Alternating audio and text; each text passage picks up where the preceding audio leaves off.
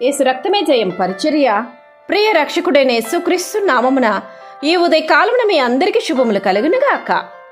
ఇప్పుడు ఆకలిగొనుచున్న మీరు ధన్యులు, మీరు తృప్తి పరచబడుదురు.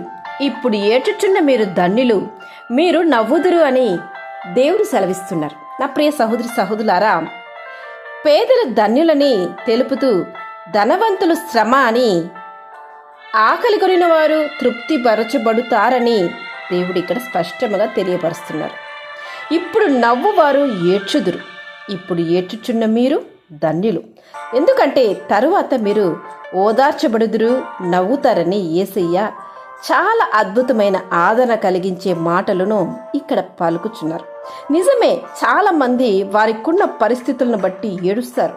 కొంతమంది అయితే మంచాల మీద పరుండి ఏడుస్తారు. ఎన్నో రాత్రులు, నిద్రలేని రాత్రులు దుఃఖముతో వారి మంచాన్ని, పరుపుని కన్నీళ్లతో తడుపుతూ ఉంటారు. కొంతమంది తలుపు చాటున ఏడుస్తారు. మరి కొంతమంది వారు పని చేసుకుంటూ ఎవ్వరితోనూ చెప్పుకోలేక ఏడుస్తూ ఉంటారు. ఆ దుఃఖాన్ని వారు భరించలేక, దిగమింగుకోలేక, ఇతరులతో కూడా పంచుకోలేక హృదయం పగిలిపోతూ ఉంటుంది.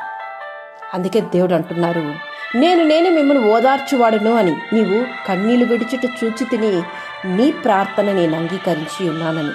నా ప్రియ సహోదరి సహోదరులారా, ఎప్పుడైతే నీ హృదయంలో విచారణ అధిగమిస్తుందో ఆ సమయంలో, దుఃఖపడు వేళలో మనుషుల ఎదుట మాత్రము నీ కన్నింటిని కార్చుకు చులకనగా మార్చబడతావు.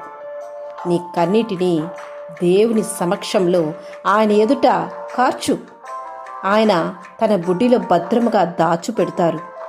నీ కన్నీటికి తగిన సమయమందు జవాబును దయచేస్తారు. ఎందుకంటే నీ కన్నీటిని చూసి దాటిపో దేవుడు ఆయన కాదు, నీ కన్నీటికి కరిగిపోయే దేవుడు. అటువంటి హృదయం కలిగిన దేవుడు నీవు నేను ఆరాధిస్తున్న తండ్రి ఆయన. ఎందుకంటే ఆయన మనకు కాపరి, మనకి ఏలేమీ కలగకుండా కాపాడు దేవుడు ఆయన. మీరు దుఃఖపడకుడి, యెహోవాయందు ఆనందించుట వలన మీరు బలమొందుదురు అని దేవుడు సెలవిస్తారు. శ్రమలో నేను నీకు తోడై ఉండి విడిపించి మిమ్మల్ని గొప్ప చేసేదనని దేవుడు సెలవిస్తున్నారు. కన్నీటితో గడిపిన రోజులు ఇక చాలు. దేవునిపై విశ్వాసం ఉంచి ఎవని మనసు నీ మీద ఆనుకునునో వానిని నీవు పూర్ణ శాంతి గలవానిగా కాపాడెదవు. ఏలియనగా అతడు నీ యందు విశ్వాసం ఉంచున్నాడని దేవుడు సెలవిస్తున్నారు. దేవుడు నిన్ను ఓదార్చు దానికే ఈ మాటలను ఈ ఉదయకాలన దేవుడు, ఈ పరిశుద్ధాత్మ దేవుడిని బలపరుస్తున్నారు. సహోదరి సహోదరులారా, నీ చుట్టూ ఉన్న నీ పరిస్థితులను బట్టి నీవు ఏడుస్తున్నావా? పైకి నవ్వుతూ లోపల కృంగి కృషించిపోతున్నావా? అయితే యేసయ్య నీకొక భరోసా ఇస్తున్నాడు. ఏడుస్తున్న నీవు ధన్యుడువు, ధన్యురాలు. ఎందుకంటే తరువాత నీ నోటి నిండా నవ్వుండే దీవెనలను దేవుడు కలుగు చేయబోతున్నాడు. విరిగి నలిగిన హృదయానికి ఆయన ఆసన్న దేవుడు ఆయన.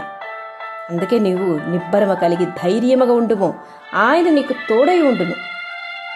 మహోన్నతుని చాటున నివసించుడు సర్వశక్తిను విశ్రమించువారు ధన్యులు.